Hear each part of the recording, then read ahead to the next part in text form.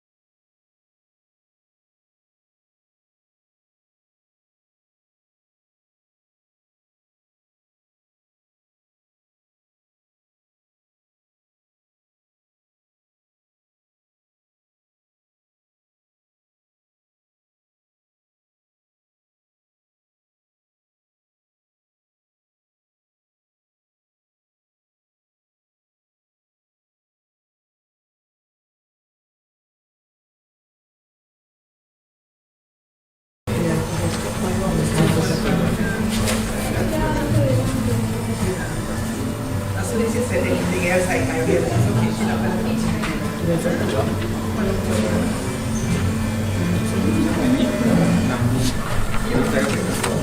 This is a microphone test. This is the book launch of Peggy Carr's Shape of a Warrior. We'll have the MC's introduction. The MC being Tafisha Tellisford, a student here in Taipei from St. Vincent and the Grenadines. Remarks by Her Excellency Ambassador Andrea Bowman of St. Vincent and the Grenadines. comments by Rolisa Valentine, who is a Vincentian Kalinaga student.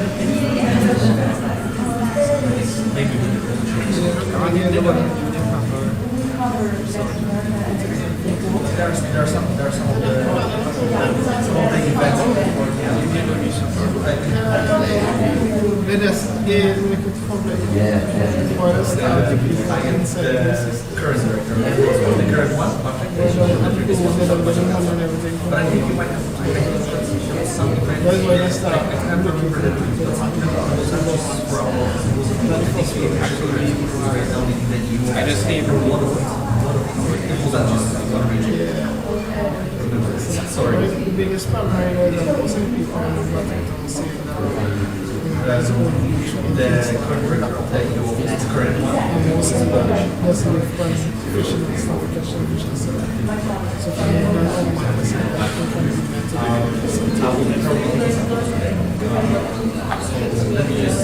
Let me just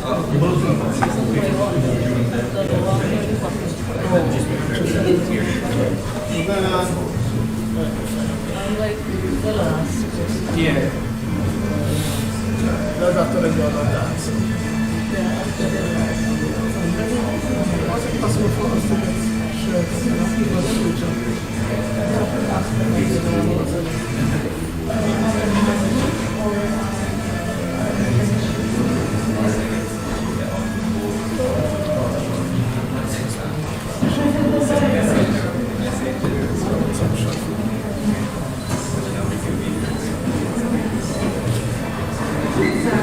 Right, so how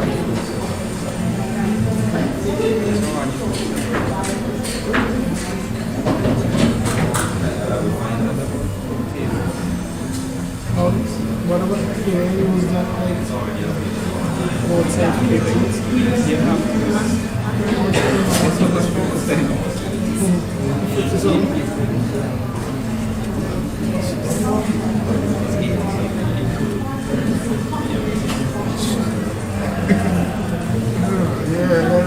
it's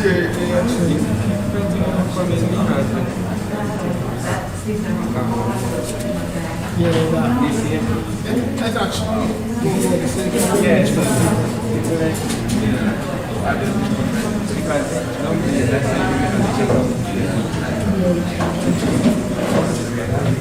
but then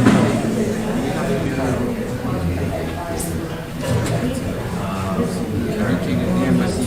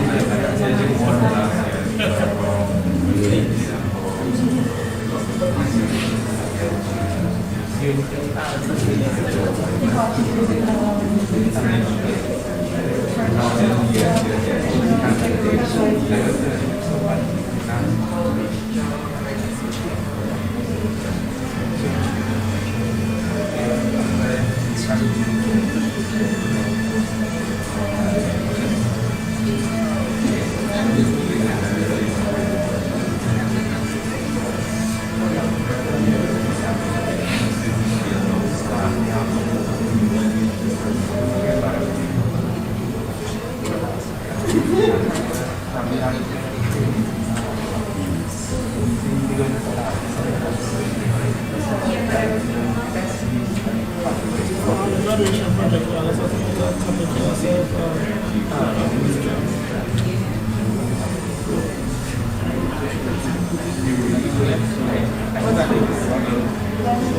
Well, now we're trying to jump in the question.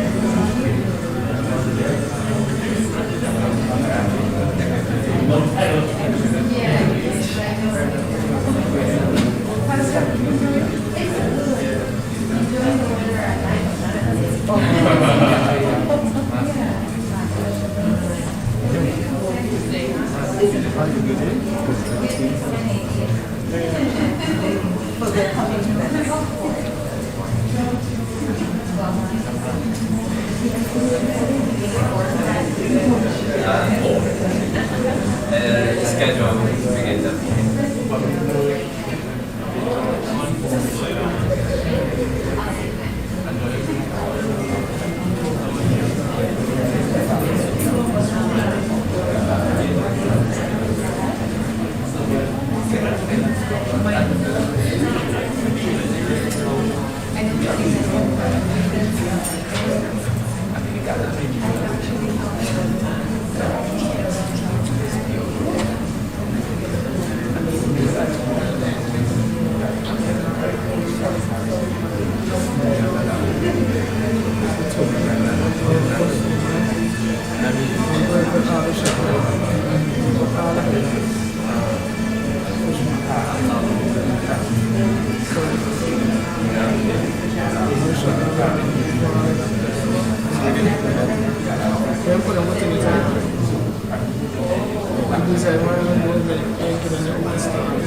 Oh.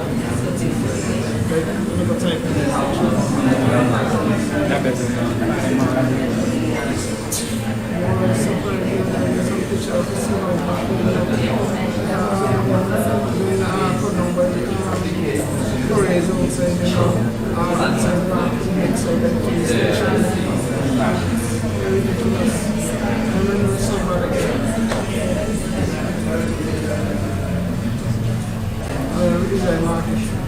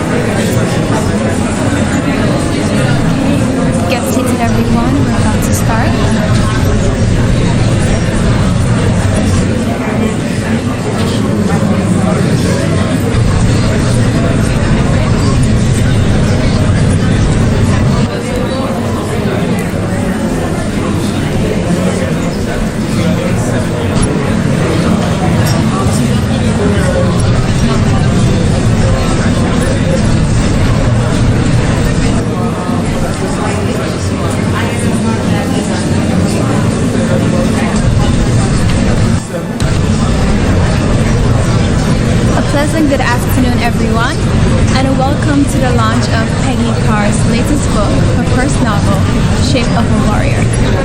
Before we begin, I would like to acknowledge some of our important guests. First, Vice Director General Shu Rong-chun, Her Excellency Ambassador Bowman of Star, as well as Dean of Diplomatic Corps, Her Excellency Jasmine Huggins, all the ambassadors from St. Lucia, Marshall Islands, Palau, Nicaragua, Belize. Thank you so much for being here. Other friends, family, distinguished guests, thank you all for joining us, and let's begin. Before I start, I want to tell you a bit about Peggy Carr. Peggy is an author, and she has been a prize-winning poet from the beautiful island of launch of Peggy Carr's latest book, her first novel, Shape of a Warrior. From an early age, she is an avid reader, and she has always had a passion for writing. Vice Director General, she has a collection of poems, 3 to be precise, namely Echoes from a Lonely Night Watch, Fresh Tracks from In an Ancient Land, Diplomatic Corps, with her latest being Honey and Lime in 2006. All the ambassadors from her poems have been published in anthologies, including school texts all around. Thank you so much for being here. Peggy is a renowned journalist, having worked for the Agency for Public Information, formerly known as Government Information Service in St. Vincent and the Grenadines for many years. She is currently an editor at one of Taiwan's largest news agencies.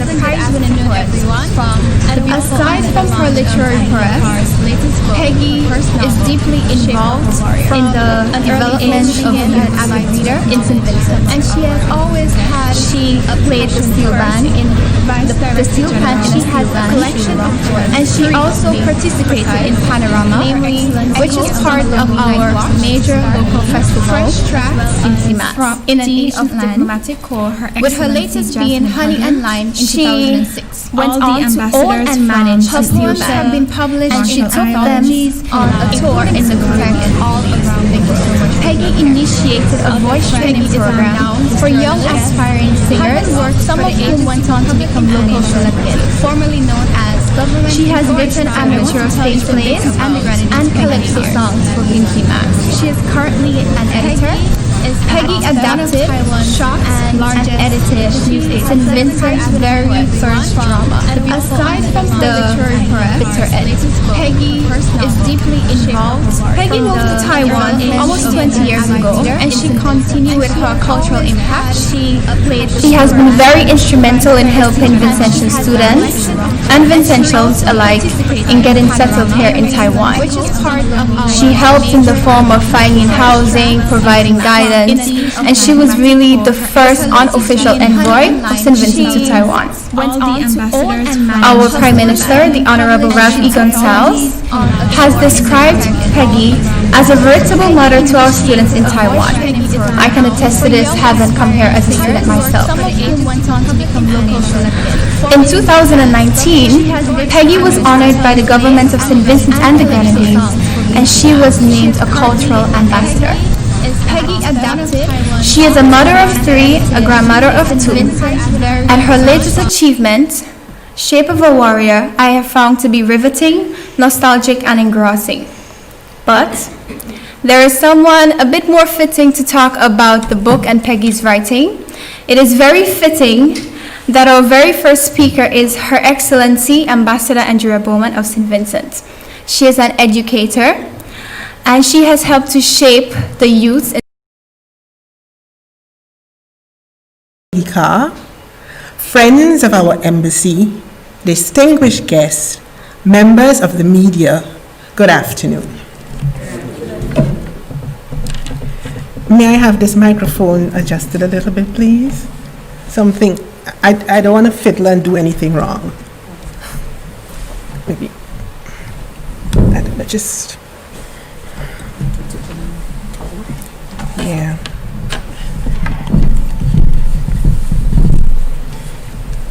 I don't want to have to be leaning over.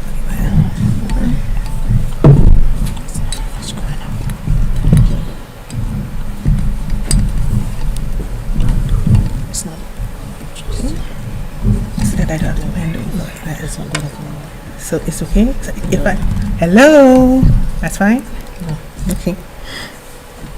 On behalf of the Embassy of St. Vincent and the Grenadines in the Republic of China, Taiwan, I welcome and thank you for making the time to share this moment of pride and accomplishment with Peggy Carr and the people of St. Vincent and the Grenadines. I claim today's ceremony for the people of St. Vincent and the Grenadines for two reasons. Firstly, our author gave me the permission to do so when she wrote in the author's note of this novel, and I quote, "The writing of this book has been an intriguing journey in tribute to the people who gave St. Vincent and the Grenadines a place in history as the last Caribbean territory to fall to European colonization." This novel celebrates a unique aspect of Vincentian history, and as such, it belongs to us. Secondly, from a literary and an historical perspective, our author's journey, as does the journey of the novel's heroine, Yorubi, begins in Hairun, Urume, both indigenous names of our country. This novel is set in and shaped by St. Vincent and the Grenadines, and it is a veritable treasure chest of the making of our country. I would just like to draw your attention to the uniform of our embassy staff today. Look at what we all say, and look at what we are all wearing, because we are all Vincentians. That being said, we all know that this space and time this afternoon belong to our author, Peggy Carr, and her shining emerald, Shape of a Warrior. The title of this novel immediately took me in two directions: the shaping of a warrior and the shape, the form which a warrior takes. The question which it presented to me was, how is a warrior defined?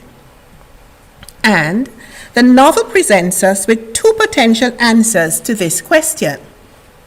We have what may be regarded as the heroine's self-affirmation in this excerpt from the novel's penultimate chapter, and I quote, "His laughter had dried up. He was holding his bow at full draw, the arrow aimed at Yorubi's chest. 'There is no man, is there?' he said in a hoarse whisper. 'You're one of those warrior women.' Despite the deadly peril staring at her from the tip of Rudu's arrow, Yorubi felt a surge of elation. It was all true. It was all true. Pippo's story about the island, the fierce women warriors, their deadly skills. The wonderment in this man's voice told all, although his face remained as hard as wood. Yorubi lifted her chin. No, she was not one of those mighty women, but she would die like a warrior here on the rocks of Hairun." End of quotation. And here is another potential answer, which is presented towards the end of the novel's final chapter. I quote, "Slowly, the shape emerged. A broad-chested warrior with thickly muscled arms and legs, head held high, a mass of curly black hair streaming behind him, his glistening body the color of newly turned earth after a rain shower. A wayward breeze whispered down Ikupu's back as the familiar words echoed in his head. From the soil of Hairun, this great warrior will grow, though long, long after your time, Ikupu. He will lead the people of Hairun against a massive wave coming from afar. His enemies will quake at the sound of his name, which will echo from shore to shore." End of quotation. This latter image seems to be heralding the shape and the shaping of the sole national hero of St. Vincent and the Grenadines, the Right Excellent Joseph Chatoyer, our Garifuna warrior king, who is the product of the miscegenation of our indigenous Amerindians, the Kalina, and Africans, who seem to have arrived on our shores before Europeans did. In one's search for the definition of a warrior, it is also significant that the two warriors who were on hand to save the village from a potentially devastating pre-dawn raid were female and male. The intense suspense and excitement of this particular chapter entitled Two Warriors was riveting. I enjoyed this story. It made me curl up and read. As our author wrote in the novel's dedication to her two granddaughters, I was able to, and I quote, roam the great outdoors even when I had to stay indoors. The pace of the narrative is quick, and the ease with which this story is told lends itself to swift page turning, although it is packed with details. The author's passion for her craft and her subject matter results in an earthy, elemental love story that reminds the initiated of some of D.H. Lawrence's work, where the untamed elements of human nature, the primacy of the instinctive interactions between Yoruba and Alu, consistently blend into the sympathetic background of their environment. There is a natural balance to the presentation of the form and content of their relationship, especially when, in the middle of the novel, chapter 22, we see that the consummation of their love is one with the thrust, heaving, blooming, and cascading waterfalls of nature. In a number of ways, I see this novel as a new story, although it emerges from the literary tradition of Caribbean writing. For example, the build-up of the warrior initiation process and the ceremony in Shape of a Warrior reminds us of Vic Reed's Young Warriors, a staple of adolescent junior school reading in the Caribbean. However, Reed's story seems to be an abridged version when compared with the depth and insight which author Carr brings to her novel. There is also the harrowing rupture which Alu experiences when, as a 7-year-old or younger, the ship literally rips him from his mother.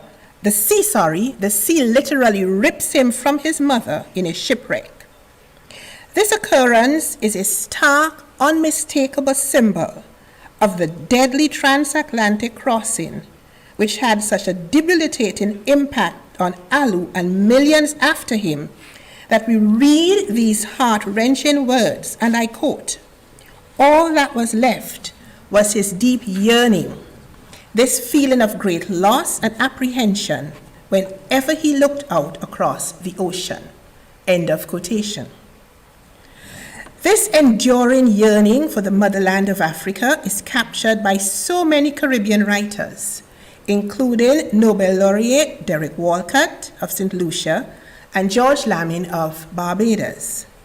Yet, Alu's child's eyes inside view of this indelible pain places the experience of this novel in a space of its own. Shape of a Warrior, in one story, embodies the many stories which contribute to the shaping of a people. By personifying this story, our author allows us to empathize with the trauma, the rivalry, the betrayal, the camaraderie, the community, and the love which constitute the making of a people. Congratulations, Ambassador Carr. You have shaped a national treasure of global value and appeal. Thank you. Thank you, everyone.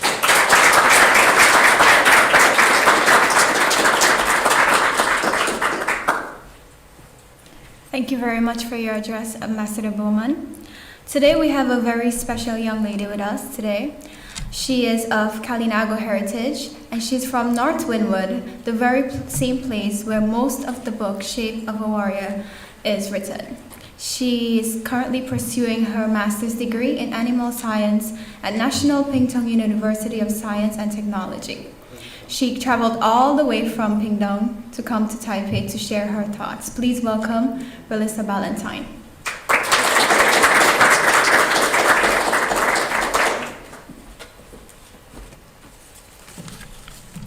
Her Excellency Ambassador Bowman, Andrea Bowman, Peggy, Ambassador, and invited guests, good afternoon.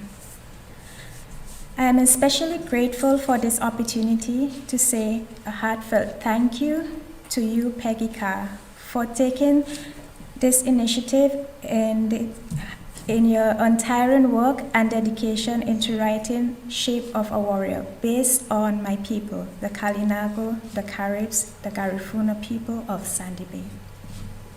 On behalf of all of us of Sandy Bay and elsewhere, thank you for using us as your inspiration. It means a lot coming from me as a descendant of the Kalinago people. I have always been curious about my heritage. However, because of time, our heritage was lost, and this was not passed on to us as the younger generation. If it wasn't for my ancestors, we wouldn't be here today, or we wouldn't be able to call our home country St. Vincent and the Grenadines. As a young person, I am disheartened by the fact that many aspects of the Garifuna culture has disappeared, and although we strive to revive it, not all of it would be found. History in school, we learned that the Caribs, the Garifuna people, they were fierce and warlike, and this was embedded in our minds, and it inculcated negativity in the minds of those who failed to look into the reasons why we were fierce. That is, we were protecting our territory. Reflecting on my childhood days, I recall being called names because I was a Carib, because of my distinct features, my face, my facial expression. I was criticized. And my aunts can also recall being criticized for being Caribs or being embarrassed to go anywhere because the Caribs were not accepted as others. She also shared with me some unwelcoming remarks and embarrassment she experienced as a Carib citizen. Because of this, many of the Caribs failed to identify themselves as being Caribs. They also fled, or they migrated to other nations or other parts of the country because they did not want to be associated with the Caribs. This led many of them to deny their true identity, and with this, we lost more of our heritage. Peggy, what you have done here is truly remarkable. You have both created and recreated a story that depicts the dwelling and livelihoods of many of my ancestors. You have created both with convivial chapters, not just hardships and struggles of my ancestors. You've created a story that many of us Kalinago people present in St. Vincent and the Grenadines can relate to. For me, I was especially drawn to chapter 14, where you talked about catching lizards and others who followed on the quest of hunting iguanas and manikou. I can recall catching lizards myself growing up. The food, you made me miss home because most of the Kalinago people or the Caribs in Sandy Bay and Fancy, we are familiar with yams, cassava, sweet potatoes, and this is what we eat on a daily basis. You've created a masterpiece that not only captures the history, traditions of the Kalinagos, but you've successfully helped to showcase the bravery, loyalty, persistence, and spirituality, and much more of the Kalinago people. Anyone who reads this and is a Carib or Kalinago or Garifuna descent should feel empowered and uplifted and proudly accept their true identity as a Kalinago, because they are especially identified as something great, and we are all warriors inside. Thank you for writing this book dedicated or making tribute to the Garifuna people or Kalinagos of Sandville. We truly appreciate this.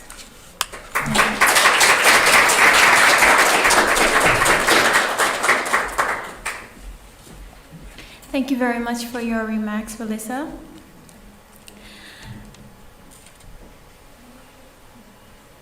Now, publishing a traditional book is quite complex in this day and age, especially for writers from small developing countries.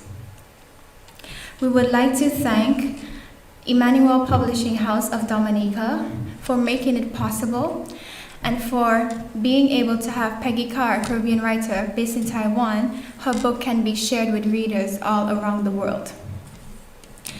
Naturally, they would have loved to be here, but in the age of COVID, they have settled for the next best thing.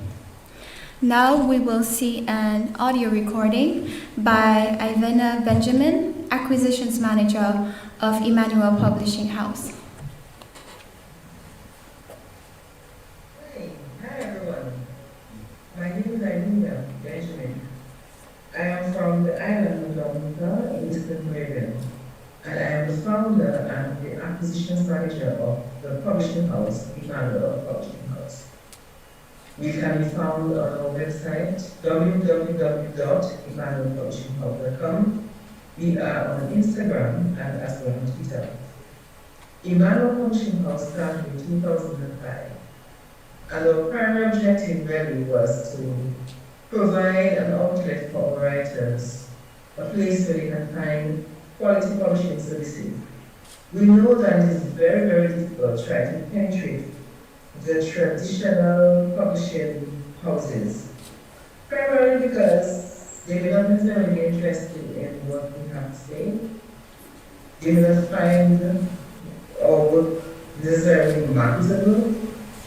So if we really believe in what we have to say, in what we're writing, we must find an outlet for it.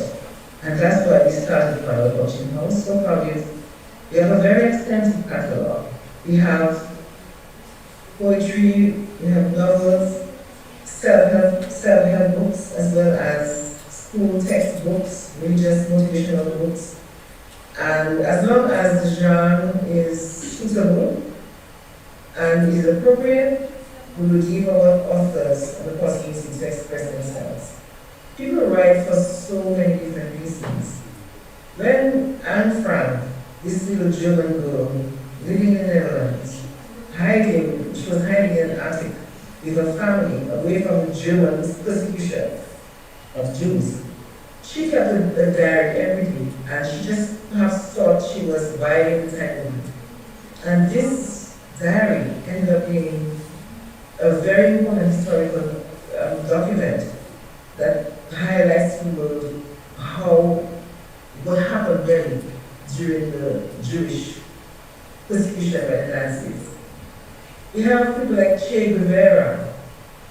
He was involved in the Cuban Revolution, and he kept a daily diary, and that diary gave the world the first-hand information about what happened in the hills of Cuba when they were fighting that guerrilla warfare. And you have authors like John Lee Anderson who was able to take that information and write this really comprehensive, almost 1,000-page account of the life of Che Guevara. It's called Che Guevara, A Revolutionary Life. You have people like Jean Reese from Jamaica, who wrote The White Sagacity. And that's a novel, and the novel is a prequel to Jane Eyre's Jane Eyre, yes, it is a novel by Charlotte Bronte. And as a writer's influence in so things.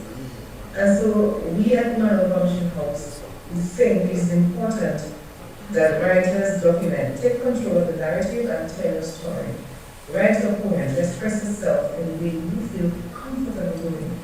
Because nobody else will do that for you. And if somebody else comes in and writes a story from their own perspective, which may not necessarily be right.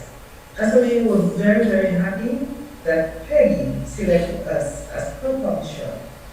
And we worked tirelessly with her over months and months to produce the book as they launched today. And we want to congratulate Peggy and thank her for making us the publisher of her choice. The book is very well written, it is very well researched, and we expect that we're going to get awards. Peggy, you are going to bring home something. You're going to be shortlisted for some important prizes, and you're going to bring home some. And so we want to congratulate you and congratulate all those who are supporting you. And we want to encourage everybody to purchase the book. Christmas is around the corner. You can buy copies as gifts for your friends and family members. And so those of you may be interested in publishing, you can look us up. We are online, we are available, and we are easy to work with. We don't publish everything. You have to meet our standards. We do have standards, very high standards too. Because if you want to compete with the well-established publishing houses, you need to raise our standards too. You can't just assume that because you're from the Caribbean and do everything. No. You have a very high standard that you have to meet.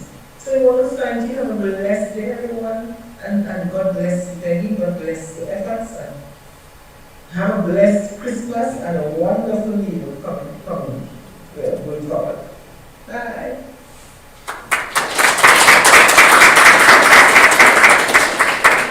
Thanks for those remarks by Ms. Benjamin. Now we have another multi-talented young woman, and she's going to be doing a cultural performance in the spirit of the Kalinago people. Please welcome Rondine Brown.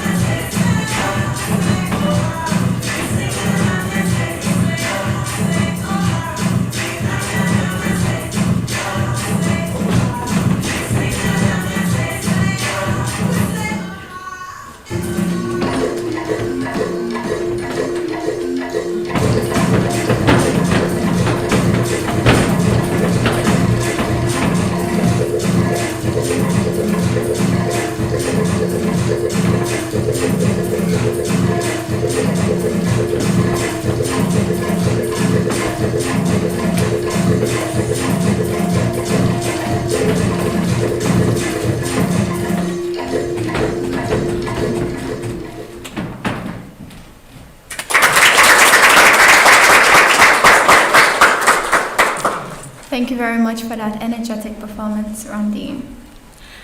Now we have our final presentation.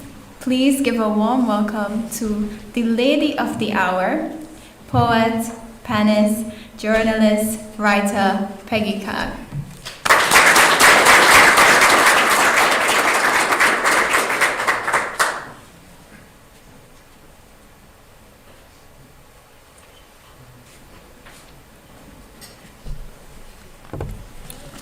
Good afternoon, ladies and gentlemen. Thank you all for being here.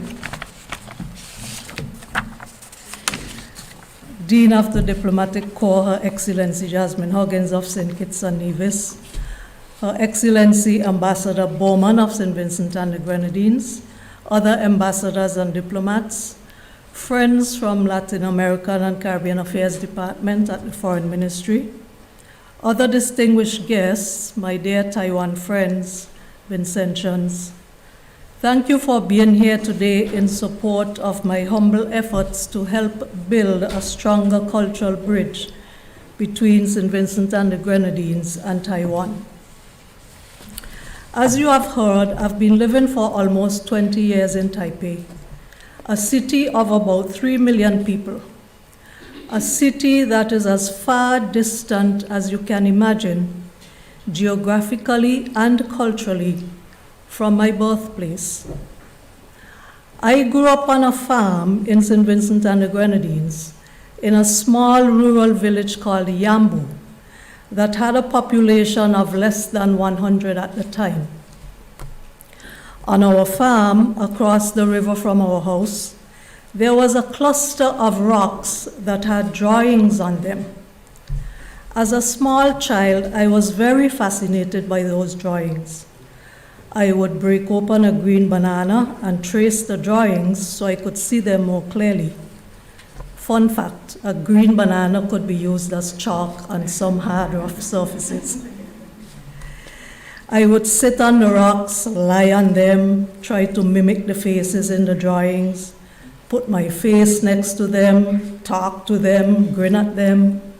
You know, all the normal things a child with an overactive imagination would do. Even though the people in my village offhandedly refer to those rocks as Carib stones, it didn't take me long to figure out that some of them were of importance, because people from Tongue, as we call the capital, would show up occasionally to see the rocks. The visitors would outline the drawings, with chalk of course, and take pictures of them. Later on, when I was old enough to understand, I realized that an outstanding Vincentian archaeologist, the late Dr. Earl Kirby, was leading an effort to study and document those petroglyphs, which had been carved centuries before by the indigenous people of St. Vincent and the Grenadines. I'm relating all of this to say that my fascination with the story of our Kalinago people, also called Kalina for short, dates back to my early childhood. While I did not start writing this book until a few years ago, the story undoubtedly had been brewing in my subconscious mind for most of my life. All of that notwithstanding, this book required a tremendous amount of research, because I wanted to not only tell an engaging story, but also create in the minds of the readers a vivid picture of the early Kalinago society. The big question was how best to do that, how best to tell a story from the viewpoint of the early Kalinago people themselves. Those of you who are familiar with Caribbean history would immediately recognize the challenge. The history books, the studies, the reports on that era were invariably written by outsiders, many of whom were colonizers and invaders. In 1492, when the Italian explorer Christopher Columbus accidentally arrived in what he called the Caribbean, he and his crew most likely were dressed like typical European sea officers of the day, in breeches, doublets, stockings, short cloaks, shoes, and hats.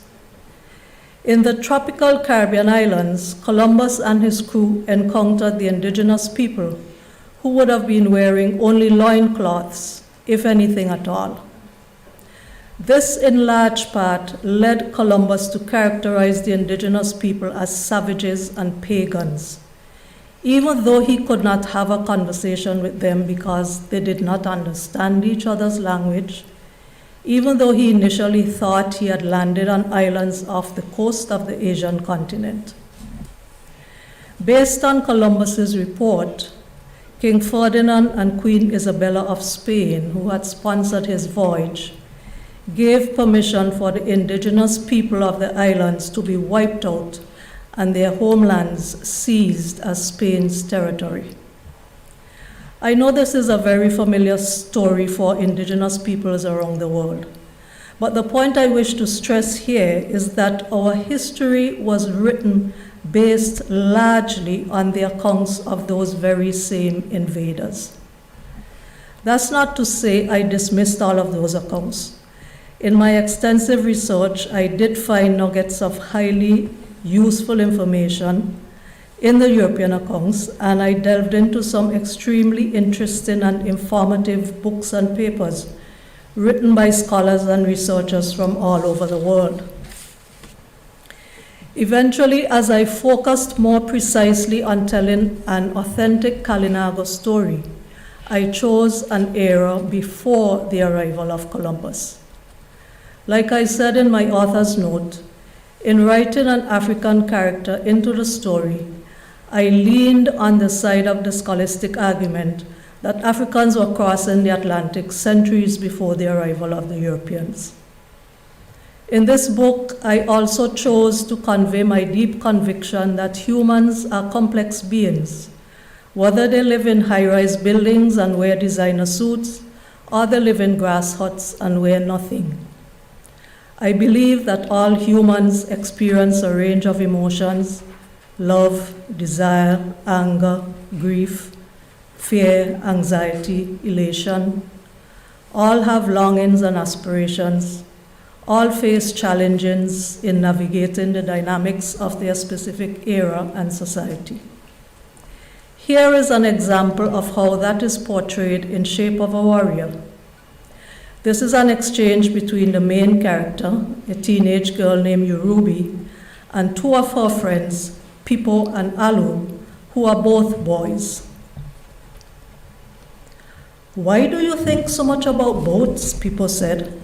His laughter seemed to have dried up. "Because I like them," said Yorubi. She tickled Alu's toes with the twig and giggled when she saw them curling. "But don't you think about things like weaving hammocks and making jewelry?" Pipo said. Yorubi dropped the twig and straightened up to look at him. She could feel the heat rising in her face. "Why do I have to think about things like that?" she said. "I do them every day, but while I'm doing them, I think about boats and weapons." Pipo's mouth fell open. "Weapons too?"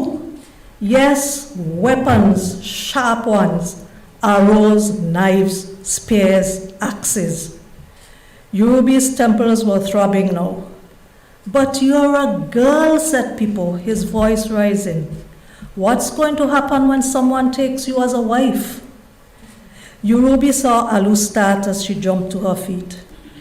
"Pipo, I thought you understood your parents." "Don't mention my parents. I'm ashamed of them. Always I have to be different because of them. Always." Pipo's jaw clenched.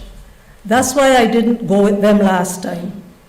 Yorubi stared at his set face for a moment. Then she swung away and began running. Out of the corner of her eye, she saw Alu leap to his feet. "Let her go," she heard people say. "When women get angry, you have to leave them alone for a while." Yorubi gritted her teeth and ran faster. A swarm of insects followed her, humming Pipo's words around her head. "But you're a girl, but you're a girl, but you're a girl." "Go away," she shouted. That scene, set in a society centuries ago, is still very relatable today in many ways. I'm sure you'll agree. It is my hope that this book will not only serve to entertain and inspire young adult readers, but will also help, even in some small way, to reshape the depiction of indigenous peoples throughout the world. To our Taiwan friends here today, I'd like to say that Formosa gave the world Saiderka Balai, a wonderful movie that highlighted the resistance of your Saiderka people against Japanese invasion. Today, I offer you Shape of a Warrior, a tribute to the fighting spirit of the indigenous men and women of my homeland, Hairuna. I am grateful to Emmanuel Publishing House of Dominica and the many people who helped make this book a reality. Most of them cannot be here today, but we have with us the talented artist who painted the beautiful cover art and did the hand-drawn maps of Hyrule. Ladies and gentlemen, I'm pleased to recognize Veronica Peace.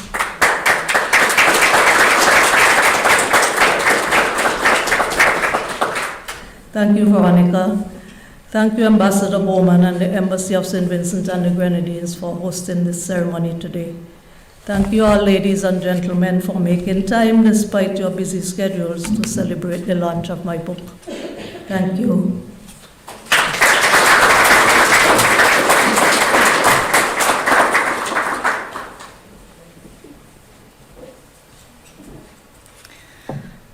I would like to reiterate what Peggy just said. Thanks everyone for coming out and making time out of your busy schedules to be here. In the words of Oscar Wilde, anybody can make history, but only a great man can write it. And that is exactly what Peggy did very well in writing this book about the Kalinago people through their lens. This is the end of the book launch, and I would like to invite you to enjoy some refreshments. Also, the book will be on sale in the corner right here. You can get handwritten, hand-signed copies of the book. They will be on sale for $500. And also, I mentioned earlier that she has 3 collections of poems. One of them, Honey and Lime, will also be here on sale for $400. Have fun, enjoy, and thank you so much for coming.